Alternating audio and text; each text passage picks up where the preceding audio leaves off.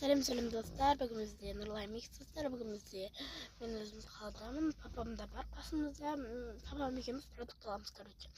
Мама босамай қалды, ол мама жұмыста қазір. Мен, қазір бір магазинге барып, күшті заттардан таңдап аламын. Сосын машинаға кеше ампакин жасауды ұмытып кетіппін достар. Біз машинамыздың ішінен да, короче. Андай бар, сосын осындай бір.